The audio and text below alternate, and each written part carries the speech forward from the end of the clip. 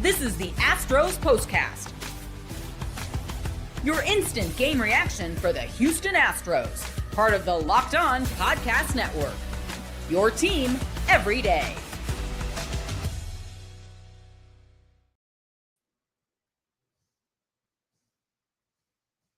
I'm sorry for those of you that are listening to the show right now. I started this show with a little bit of silence there because I have a big bleep-eating grin on my face because the Houston Astros just went into Los Angeles and took it to the Dodgers for 3 days in a row, baby, and they sweep them as this team is 20 games over 500. What in the world is happening? Is this real life? Yes, it is. The Astros are playing the most unbelievable baseball that they have played all season long. It has continued from June into July, and this special season continues to have special moments all across it, as this was, without a doubt, the best series that the team has had all season long. They had some great ones so far. We got a lot to get into today here on the Locked On Astros Postcast. Thank you to those of you that are joining us live. We are live after every single game. We'll be with you all week long after the Astros wrap up.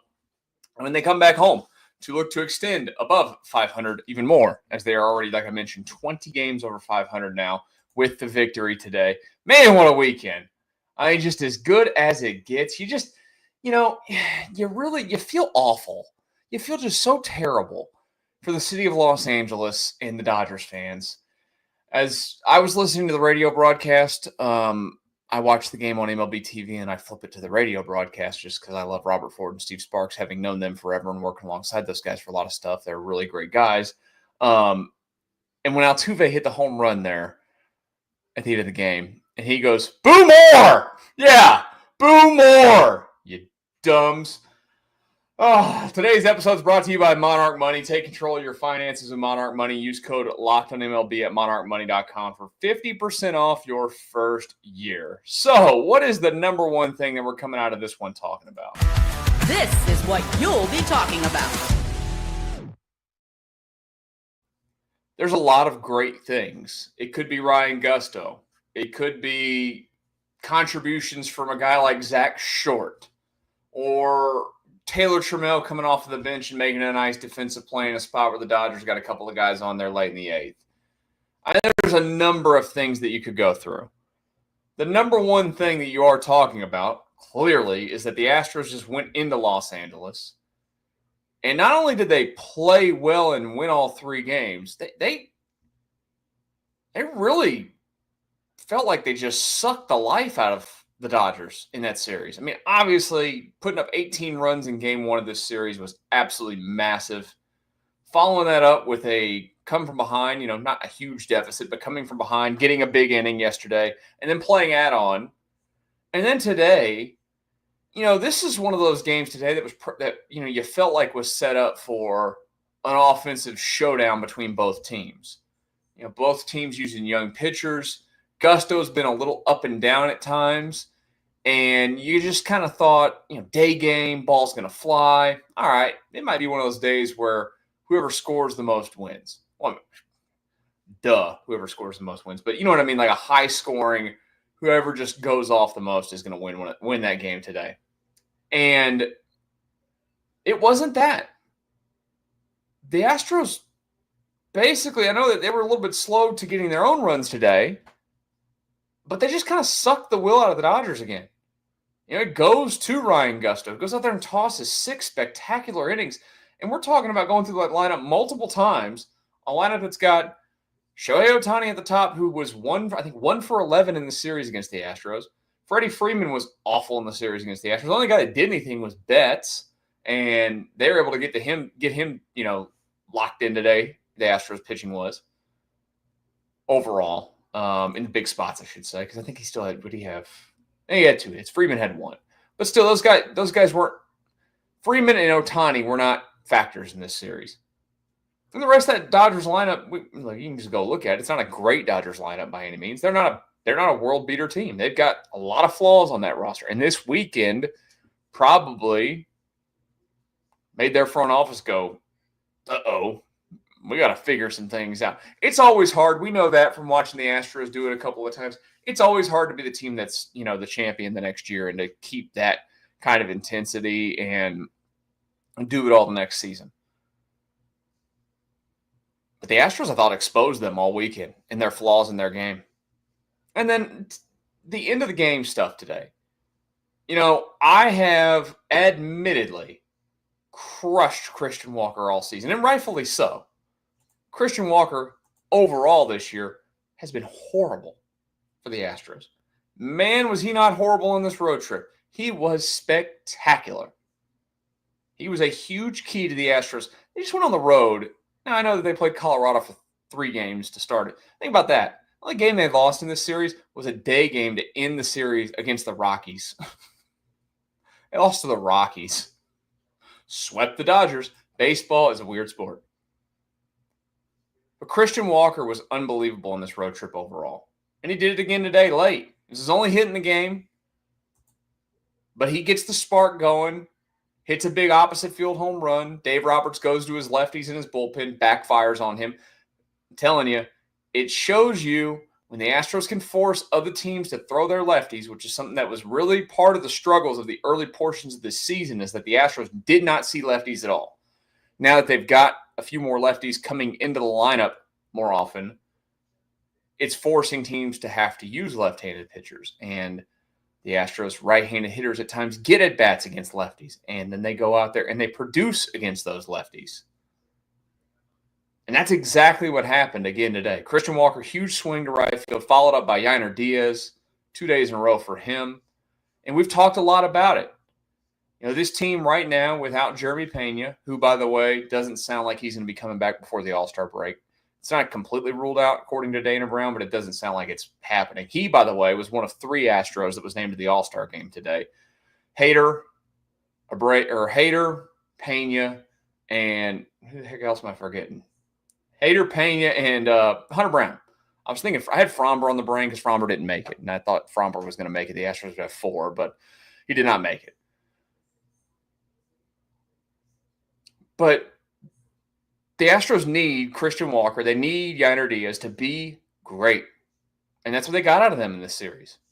It's huge. And guess what? Now they get to come home, play at a place where they've played incredibly well all season. You got the All-Star break right in front of you. Don't let the foot off the gas. You got the Guardians for 3. You've got the Rangers for 3 before the weekend comes to an end, and the All-Star break next week. It's time to pounce. It's time to keep doing what you've been doing. Finish this thing strong. 20 games over 500 now. The early portions of this season, I said it. I didn't think that this was going to happen, that they'd be this good. Kind of thought they'd hover, figure it out a little bit. I didn't see this coming. And I think that's what we get back to the big picture of this thing and how this has happened for this baseball team. I get frustrated with them like everybody else. I have a very high expectation for them. I get frustrated with how they operate sometimes. I'm never going to back down from that. That is who I am. I want to challenge my teams to always go out there and acquire and keep the best talent that is around. I don't think that there's any way that you can deny that this is not the most talented Astros roster that they've had. And what they're doing, that's what makes what they're doing incredible.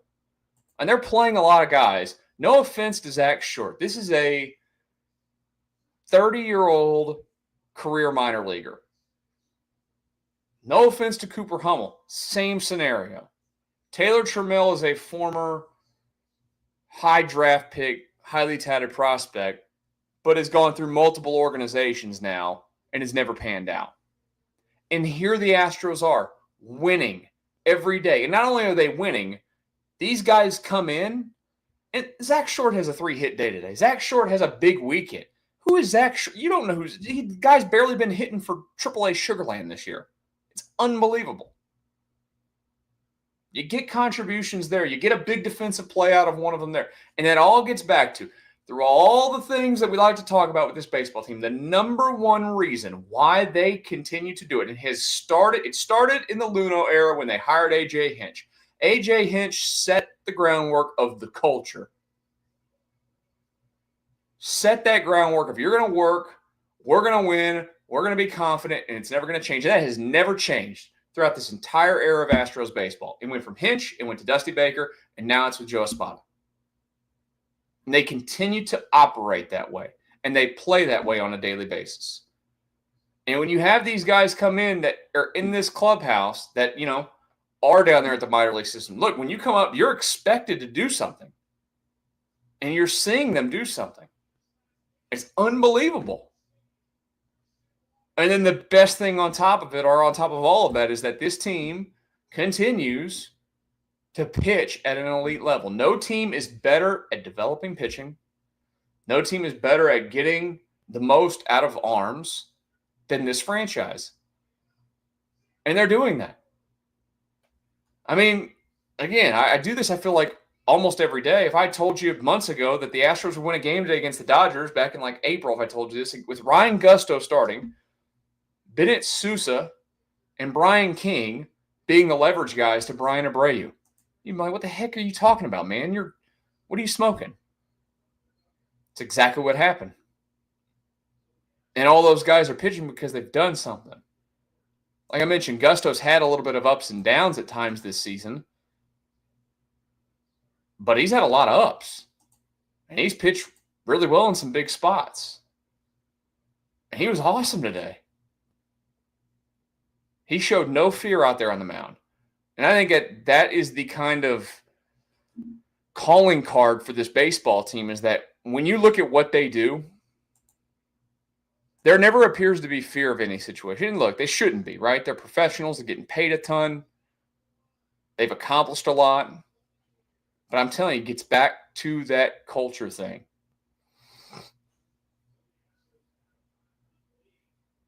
And they sweep them. And I ain't even looked at the comment sections. We're doing this live right now. You guys are moving way too fast. I wish some Dodgers fans would come in here and say some stuff. I bet they won't. I bet the Dodgers show in absolute shambles today. Astros have done that to a lot of teams. I talked about this last night before we grab a quick little timeout. Actually, you know what? When we get back, I'll talk about it one more time. How great the Astros are against the game's best. That's here in a brief second on the Locked On Astros Postcast.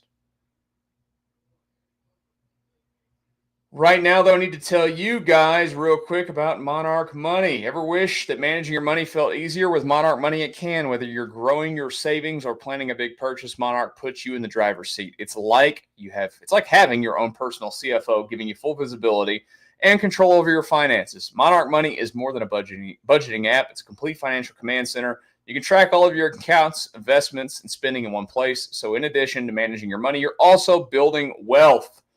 It's a great place for you and your partner. My wife and I love the ability to sit down, see all of our accounts, talk through our money every single month. Take control of your finances with Monarch Money. Use code LOCKEDONMLB at monarchmoney.com for 50% off your first year. That's monarchmoney.com, code LOCKEDONMLB for half off your first year. Oh, how sweet it is.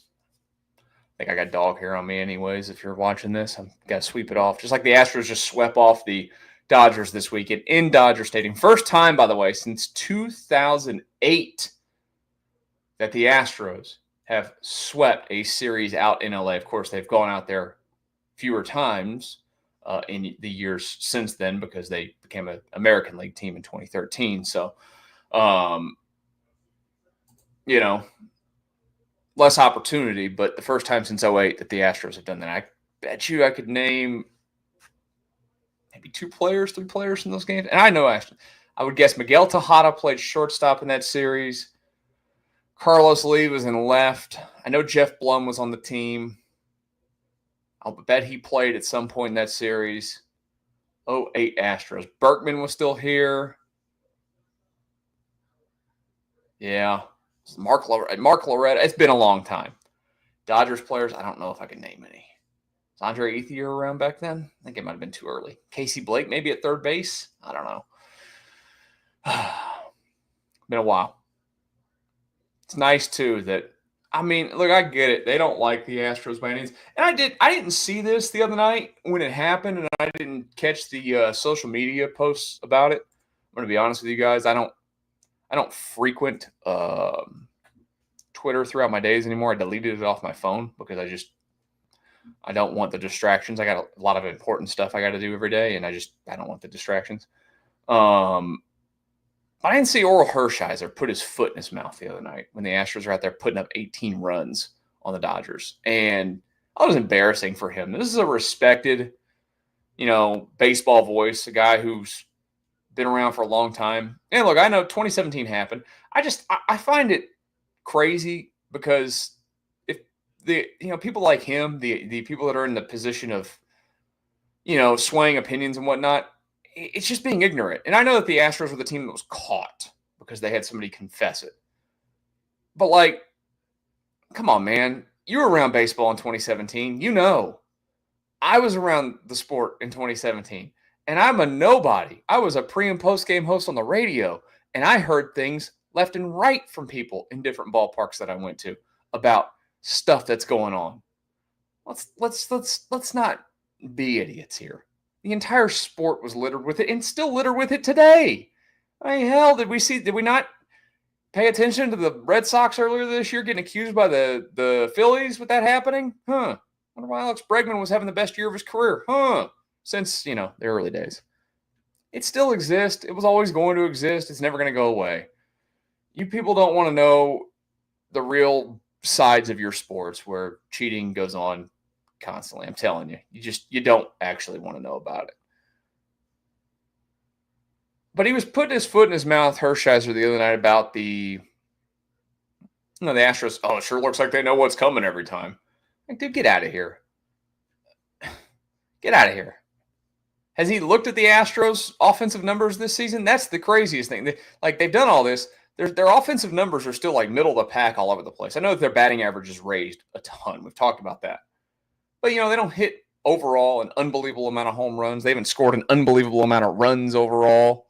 They're starting to pick it up, but they've still been kind of middle-ish of the pack in a lot of offensive categories. And then they went in there and they just took it to, they just took it to them all weekend. You love to see it. Absolutely love to see it. I wonder what old Oral Hershiser had to say today. Probably not a lot, is my guess. Other than, hey, the Dodgers got their butts kicked by the Houston Astros. We talked about this last night, I think, or the night before. And I've talked about it a few times this season. Astros now, by the way, with the victory today, 55-35. So they're 20 games over the 500 mark for the first time in this regular season. They are now on the year 28-19 against teams with a record of 500 or better. And you kind of look back, and I think, this stretch of craziness has kind of come to the end for the – I'm not saying that they're not – they've still got the Guardians and the Rangers before the end of this unofficial first half because we've already played more than half the games. But before the All-Star break, Guardians, by the way, are coming into this series against the Astros 10 straight losses. So you don't want to be the team that ends their streak. They're playing horrible baseball. I would go ahead and imagine that the Astros are probably going to do pretty well, especially at the ballpark that they've played so well at. This is a team, and I forgot to mention that as well. They've been incredible at home, 32-14 on the season. But with this road trip going 5-1, they've gotten above the 500 mark on the road now, 23-21 on the road this season. That's huge to be able to play this kind of ball on the road. It matters. But to continue to do this against the best teams in the sport, I really think about where it started was that 3-game series against Philadelphia. You sweep them. You didn't score a lot of runs in that one. You scored 5 runs in that series, but you held Philadelphia to 1. Cubs come to town. You win 2 of 3. Okay, that's pretty good. And now you get 3 straight in the sweep of the Los Angeles Dodgers. I'm just going back and rolling through the schedule. I think really the only team that they've kind of struggled with that's a good team this season, they didn't play all that well against Tampa in their 2 series. For some reason, they just never play very well against Tampa in the regular season. I don't understand it. Early in the year, they played well against a Minnesota team that hadn't collapsed yet. They played well against the Mets, who are a winning team this season. They didn't play well against the Giants, of course. And they're going to get more opportunities clearly in the second half of this season to continue to play the best opponents in baseball. They also have a schedule that is very beneficial. We've talked about this before. They have the second easiest in terms of strength of schedule down the stretch of any team in baseball. That's huge. That's going to matter. You want to, I know we kind of have this debate every year, like playing for it or getting rest. You want to have, like the goal is pretty simple, right? You want to get yourself avoiding the wild card round. We watched it last year. You don't want to play a best of 3. You want to avoid it. You want to have home field in that next round. You'd love to have home field throughout the entire American League playoffs.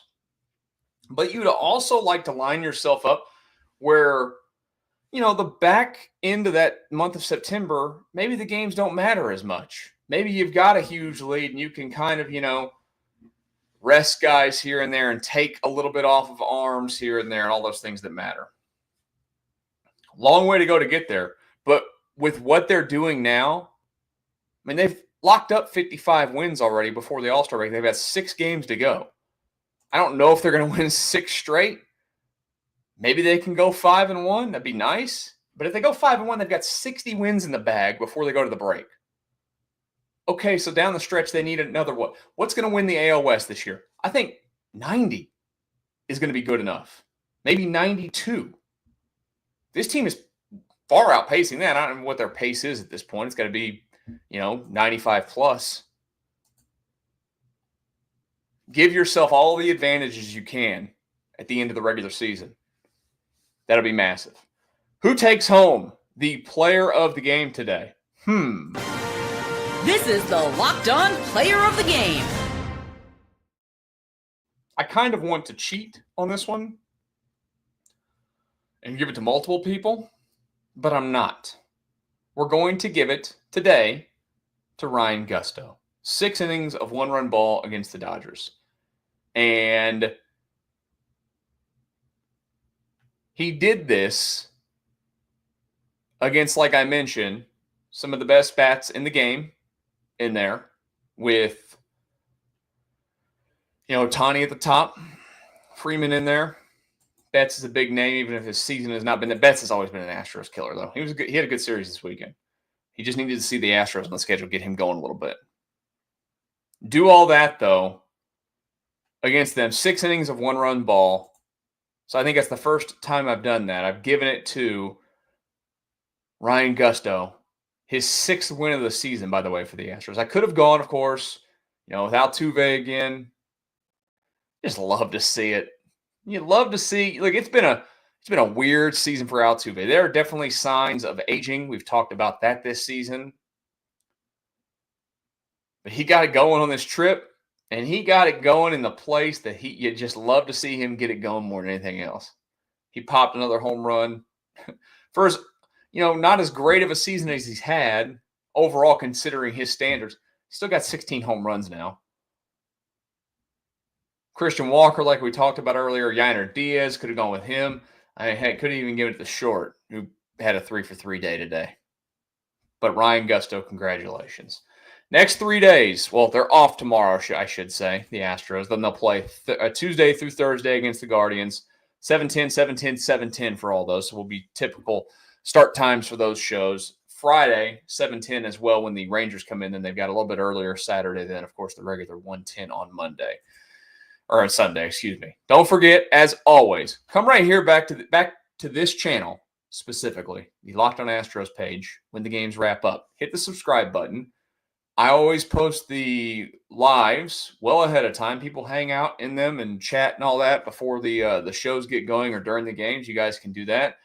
And we're here. We're reacting to what goes on every single time the Astros finish up a baseball game. It's been a blast this weekend. Great Independence Day weekend with you guys, talking about the best series that this team has played this season, the best baseball that they've played, all year long in the last month. It's just been absolutely incredible. We'll do it again Tuesday night after Astros and Guardians, where they'll be looking to win again. I'm going to go ahead and call my shot now. They will be picking up their 4th consecutive win. Hope you guys have a great rest of your Sunday. If you came by and watched us live, thank you for doing that. Don't forget to come back Tuesday after Astros and Guardians for the Locked On Astros Postcast.